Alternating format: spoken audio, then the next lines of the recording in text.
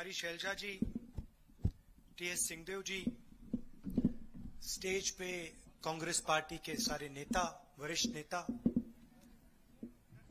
हमारे प्यारे कार्यकर्ता, भाइयों और बहनों, प्रेस के हमारे मित्रों, आप सबका यहां बहुत बहुत स्वागत। आप दूर दूर से आए हैं, इसके लिए मैं बहुत आभारी हूं। आपने सुना होगा, पहले बीजेपी के लोग अपने भाषण में आदिवासियों को वनवासी कहते हैं। सुना आपने? सुना? ये वनवासी और आदिवासी शब्द के बीच में फर्क क्या है? कोई बता सकता है? ये आपको वनवासी क्यों कहते हैं, हम आपको आदिवासी क्यों कहते हैं? इन शब्दों के पीछे बहुत गहरी बात छुपी हुई है। आदिवासी का मतलब वो लोग जो हिंदुस्तान के पहले मालिक हुआ करते थे, जिनका हिंदुस्तान की जमीन पर अधिकार बनता है।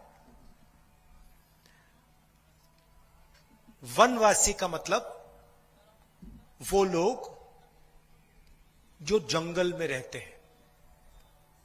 तो सवाल उठता है कि बीजेपी के लोग आपको वनवासी क्यों कहते हैं, जो आपका असली नाम है आदिवासी? उस शब्द का प्रयोग क्यों नहीं करते? पता नहीं आपने देखा या नहीं, मध्य प्रदेश में एक वीडियो वायरल हुआ। उसमें बीजेपी का एक नेता एक आदिवासी युवा पर पेशाब कर रहा था। आपने ये वीडियो देखा? देखा ना? आपने कभी किसी बीजेपी के नेता को किसी जानवर पर पेशाब करते हुए देखा है? वीडियो देखा उसका? आपको नहीं दिखेगा।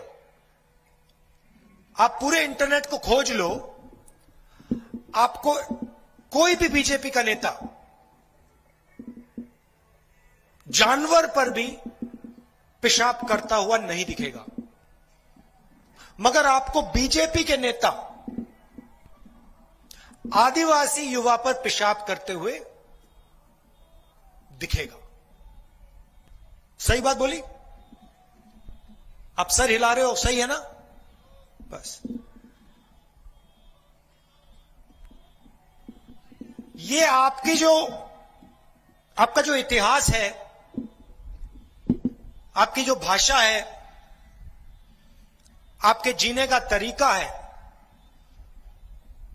इसको ये खत्म करना चाहते हैं, इसको ये मिटा देना चाहते हैं। और इसीलिए वो आपको वनवासी कहते हैं। क्योंकि अगर वो आपको आदिवासी कहें तो फिर एक दूसरा सवाल खड़ा हो जाता है कि अगर ये आदिवासी हैं और ये हिंदुस्तान के पहले मालिक हैं, इस जमीन के मालिक हैं, जल के मालिक हैं, जंगल के मालिक हैं, तो इनको अधिकार मिलना चाहिए।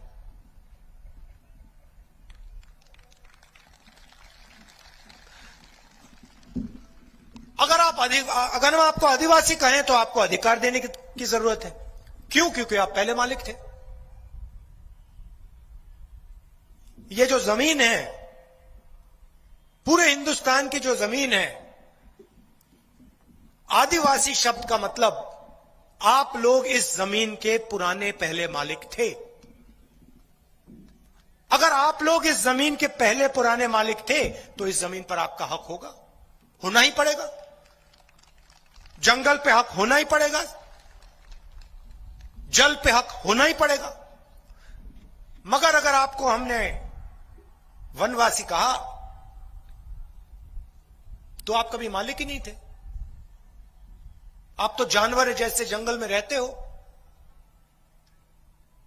आपको कोई हक नहीं मिलना चाहिए, आपके बच्चों को कोई शिक्षा नहीं मिलनी चाहिए, आपको स्वास्थ्य की सुविधा नहीं मिलनी चाहिए। क्यों? आप तो जंगल में रहते हो, जंगल में जानवर भी रहते हैं, जानवर के लिए कोई अस्पताल नहीं खोलता, जानवर के लिए कोई यूनिवर्सिटी कॉलेज नहीं खोलता, तो फिर वनवासी के लिए क्यों खोले? यह है बीजेपी की सोच। अब दूसरी बात देखिए, आज से 10 साल 20 साल बाद जंगल गायब हो जाएगा। जंगल कम हो रहा है या ज्यादा? कम हो रहा है ना, कम होता जा रहा है, कम होता जा रहा है, कम होता जा रहा है। तो एक दिन ही आपसे कहेंगे भैया आप हो वनवासी, मगर जंगल तो है ही नहीं। तो चलो, जंगल गायब हो गया, आप वनवासी हो, जाके भीख मांगो, बड़े बड़े शहरों में जाओ, वहां पे भीख मांगो, किसी के घर में जाके झाड़ू पोछा करो।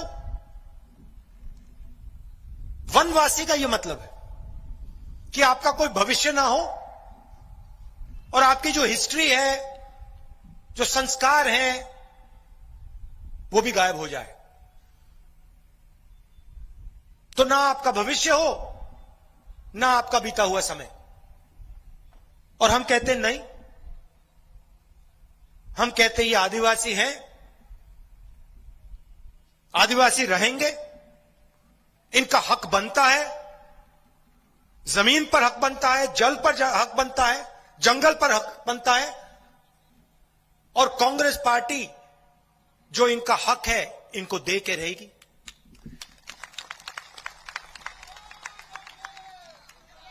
अब मैंने ये बात उठाई, मजे की बात देखिए, मैंने बात उठाई,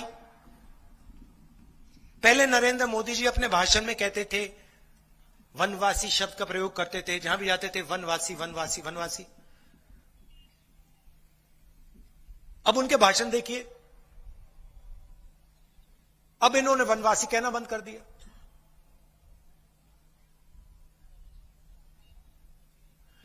दिमाग में वनवासी शब्द, मुंह पर, जबान पर आदिवासी शब्द, मतलब सोच आपको मिटाने की, आपकी जमीन अदानी जी को देने की, आपकी भाषा को खत्म करने की, और शब्द आदिवासी। कोई आरएसएस का आदमी आपके पास आए तो उससे पूछिए, ये आपने वनवासी शब्द, इसका जो आप प्रयोग करते हो, ये हम सब पर अपमान है, ये आप क्यों प्रयोग करते हो? हम इस देश के असली मालिक हैं। आदिवासी आपसे पहले आए थे, ये जमीन हमारी, ये जल हमारा, ये जंगल हमारा, इस पर हमारा हक बनता है। ये वनवासी शब्द आप मत बोलिए हमारे सामने। पैसा कानून हम लाए, जमीन अधिकरण बिल लाए, ट्राइबल बिल लाए, मनरेगा लाए,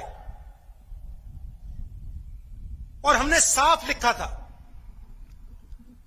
कि अगर आदिवासी की जमीन लेनी है, कोई भी कारण हो, अगर सरकार को आदिवासियों की जमीन लेनी है तो जनसभा से पूछ के ली जाएगी, आदिवासियों से पूछ के ली जाएगी। अगर आदिवासियों ने मना किया तो कोई शक्ति उनकी जमीन नहीं ले सकती। यह हमने कानून आपको दिया।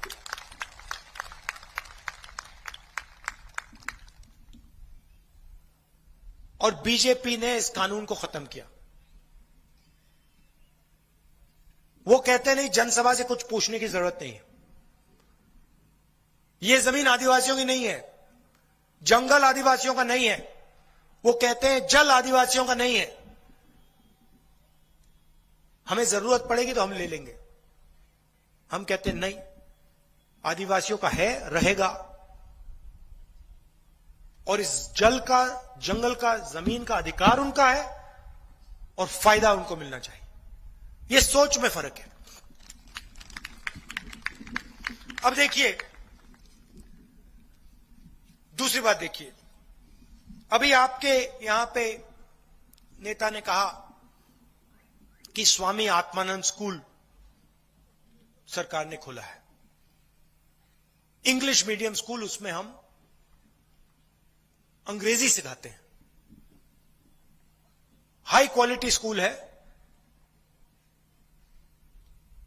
सबसे महंगे प्राइवेट स्कूल जितनी बढ़िया यहां पे शिक्षा मिलती है।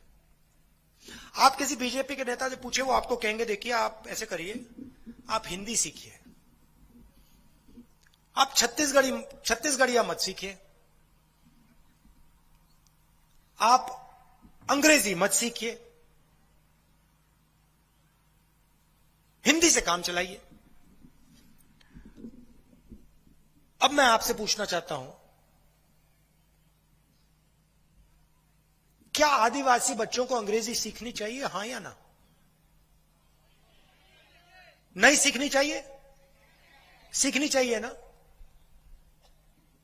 क्यों सीखनी चाहिए? क्या फायदा है अंग्रेजी का?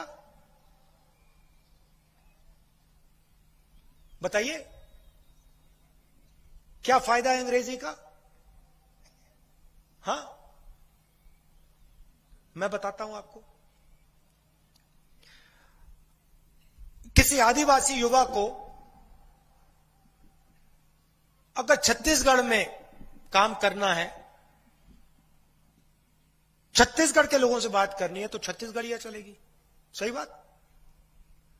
अगर आप कभी यूपी जाओ, बिहार जाओ, दिल्ली जाओ, वहां के किसी व्यापारी से बात करनी हो, वहां काम करना हो, तो हिंदी चलेगी।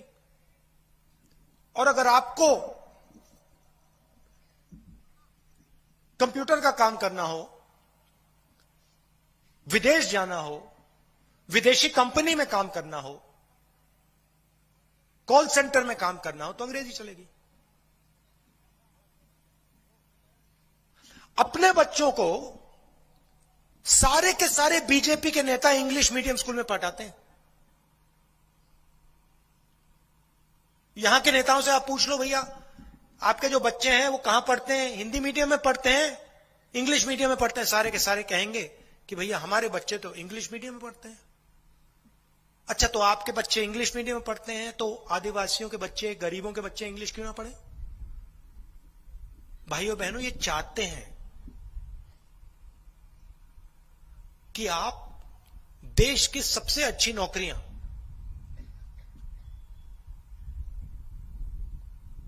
आपके हाथ ना आए।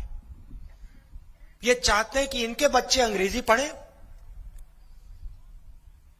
आपके बच्चे अंग्रेजी ना पढ़ें, इनके बच्चे इंजीनियर बने, इनके बच्चे डॉक्टर बने, इनके बच्चे दबाकर पैसा कमाएं, और आदिवासी, जिसको हम आदिवासी कहते हैं, वो जंगल में रहें।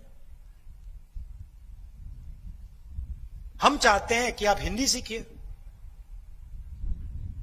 आप छत्तीसगढ़िया सीखिए, आप अंग्रेजी सीखिए, और जो भी आप सपना देखना चाहते हो, इंजीनियर बनने का, डॉक्टर बनने का, लॉयर बनने का, सॉफ्टवेयर कंपनी चलाने का, अमेरिका में जाने का, जो भी सपना आपके बच्चे देखना चाहें उसको पूरा कर पाए। ये हमारे बीच में, उनके बीच में फर्क है।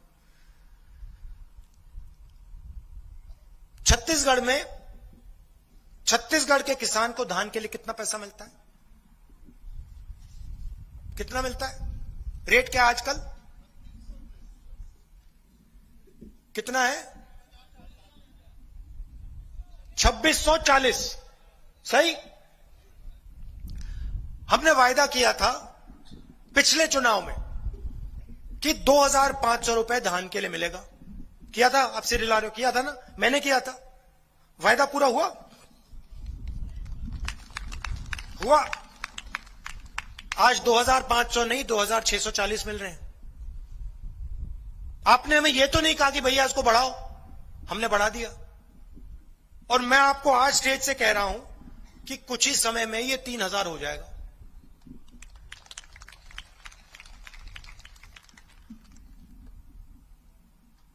जो खेत पर मजदूरी करते हैं उनको हम साल का 7,000 रुपए देते थे, चुनाव के बाद उनको 10,000 रुपए मिलना शुरू हो जाएगा। और लाखों करोड़ रुपए नरेंद्र मोदी जी ने अदानी जी जैसे बड़े से बड़े उद्योगपतियों का कर्जा माफ किया। हमने उनका कर्जा माफ नहीं किया। हमने छत्तीसगढ़ में किसानों का कर्जा माफ किया। तो वो आपकी जमीन छीनकर अदानी को देते हैं, हम आपकी जमीन को आपके हवाले करते हैं। हम किसानों का कर्जा माफ करते हैं, मजदूरों को पैसा देते हैं, वो अदानी जी जैसे लोगों का लाखों करोड़ रुपए कर्जा माफ करते हैं। मैंने आपसे कहा भैया वायदा किया था 2,500 रुपए प्रति क्विंटल धान के लिए देने का वायदा किया था। मैंने आपको पूछा भैया पूरा हुआ? आपने कहा। नरेंद्र मोदी जी ने आपसे वायदा किया था 15 लाख रुपए मिलेंगे बैंक अकाउंट में, मिल गए? आज कुछ साल पहले नरेंद्र मोदी ने आज कहा था कि नोटबंदी करूंगा और काला धन मिट जाएगा देश से। मिट गया? काला धन ज्यादा हो गया। उन्होंने कहा था जीएसटी लाऊंगा, देश में प्रगति होगी। भैया जीएसटी से यहां किसी को फायदा हुआ? महंगाई बढ़ गया। कांग्रेस के समय 400 रुपए का सिलेंडर मिलता था, आज कितने का मिल रहा है?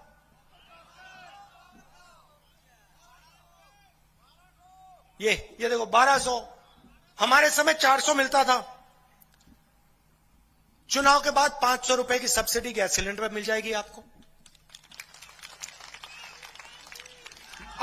अब नरेंद्र मोदी जी आते हैं, कहते हैं भैया वायदा कर जाते हैं 15 लाख रुपए दे दूंगा बैंक अकाउंट में, जीएसटी से सबको फायदा मिलेगा, किसान के कानून ला रहा हूं किसानों के लिए। उधर किसान धरना कर रहे हैं, पूरे देश के किसान कह रहे हैं भैया हमें ये कानून नहीं चाहिए। नरेंद्र मोदी जी कहते हैं नहीं भैया इनको समझ नहीं है, और कानून अदानी जी के लिए बना रहे हैं। यहां आपकी खदान उठा के दे देते हैं अदानी को, आपका जंगल दे देते हैं, जल दे देते हैं। तेंदू पत्ता को आपको क्या रेट मिलता है? पहले 2,000 रुपए मिलता था, आज 4,000 मिल रहा है। किसने किया? कांग्रेस पार्टी ने किया। और चुनाव के बाद आपको 4,000 रुपए एक बोनस मिल जाएगा तेंदू पत्ता के लिए। अब आप कहोगे भैया बीजेपी बड़े बड़े उद्योगपतियों को पैसा देती है और कांग्रेस पार्टी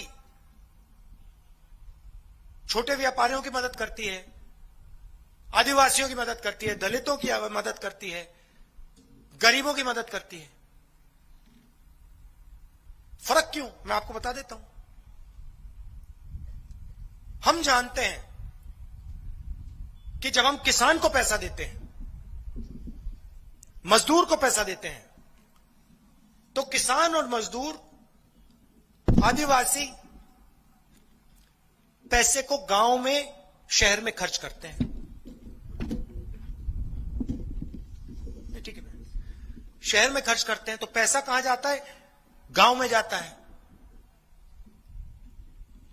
शहरों में जाता है, कस्बों में जाता है। किसान गांव में कुछ खरीदता है, मजदूर को हम पैसा देते हैं, आपको हम 4,000 रुपए देते हैं, आप गांव में कुछ खरीदते हो, फायदा किसको होता है? छोटे दुकानदार को होता है। और छत्तीसगढ़ की पूरी अर्थव्यवस्था मजबूत हो जाती है। अब बीजेपी क्या करती है? अदानी जी को पैसा देती है, अरबपतियों का कर्जा माफ करते हैं। भाई और बहनों, क्या अदानी जी आपके गांव में आके पैसा खर्च करते हैं? 1 रुपया डालते हैं आपके गांव में? छोटे शहरों में 1 रुपया डालते हैं? नहीं। वो लंदन में, अमेरिका में, जापान में बड़ी बड़ी इमारतें खरीदते हैं, बिजनेस खरीदते हैं। तो बीजेपी की सरकार में बड़े अरबपतियों का फायदा होता है और किसान, मजदूर, आदिवासी देखते रह जाते हैं। हमारी सरकार में हम सीधा का सीधा पैसा गरीबों के हाथ में डालते हैं। 2,500 रुपए किसान, कुछ ही समय में 3,000 हो जाएगा। 10,000 रुपए मजदूर, 500 रुपए सिलेंडर के माफ, आदिवासियों को 4,000 रुपए का बोनस, 4,000 रुपए हर बोरी के लिए, तेंदू पत्ता के बोरी के लिए। पैसा सीधा आपके जेब में जाता है, आपका भी फायदा होता है, पूरे प्रदेश का फायदा होता है। पैसे की कोई कमी नहीं है।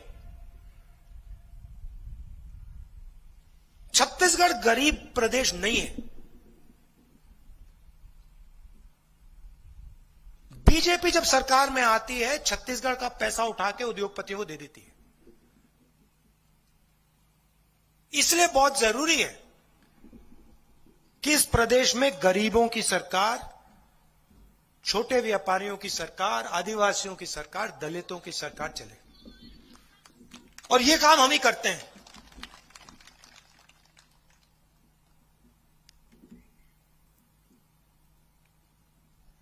और एक सबसे जरूरी बात आप भूलिए मत, ये जो वनवासी शब्द है, ये आपके इतिहास पे, आपके जीने के तरीके पर आक्रमण है। आप वनवासी नहीं हो, आप आदिवासी हो। और ये जमीन जो है, ये जमीन जो है आपकी है। मैंने 3,000 रुपए की बात की। 3,000 रुपए प्रति क्विंटल धान की, मगर वहां नहीं रुकेगा भाई और बहनों। मेरा कहना है कि हमने वायदा किया 2,500 का, आज 2,640 है, कल 3,000, और वो बढ़ता ही जाएगा, बढ़ता ही जाएगा, बढ़ता ही जाएगा। जितनी आपकी जरूरत होगी उतना पैसा किसानों को कांग्रेस पार्टी देगी।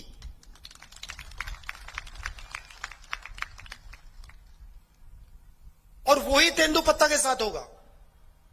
आज 4,000 है, वो आस्ते आस्ते आस्ते आस्ते आपकी जरूरत के साथ बढ़ता जाएगा। हम आपकी सरकार चलाना चाहते हैं, आदिवासियों की, गरीबों की, दलितों की।